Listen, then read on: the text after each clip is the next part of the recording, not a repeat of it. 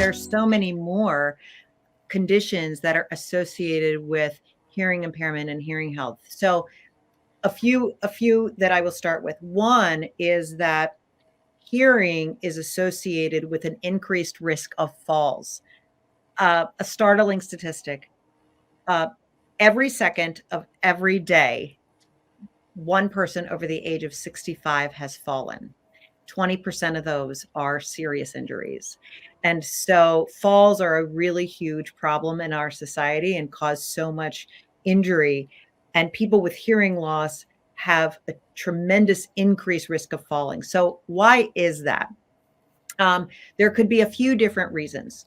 One, I always like to explain the why, so I hope that that's okay. Sure. So one reason is that the system that controls your hearing is very highly connected to the system that controls your balance. So if one is off, one is damaged, the other could be damaged. That's one.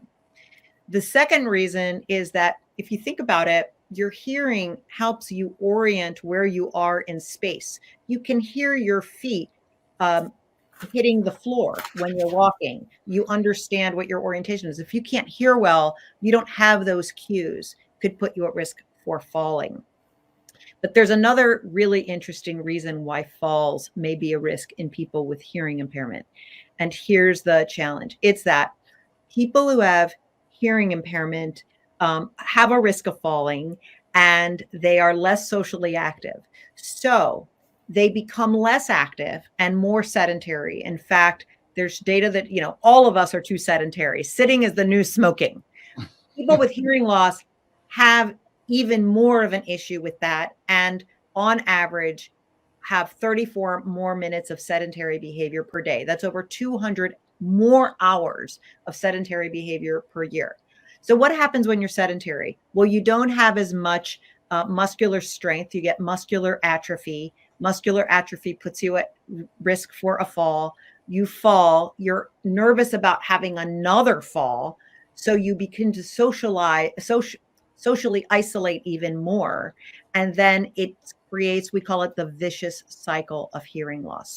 So falls, one big category, and then the mechanism underlying it or the theories around that. So one. Two is that there's a direct relationship between hearing loss and depression. I'm not going to go into the whys. I think that that's pretty obvious, because social isolation and loneliness, because you're disengaged from conversation, from your family, from your community, from your friends, and from your employer, is damaging and can lead somebody down a mental health path.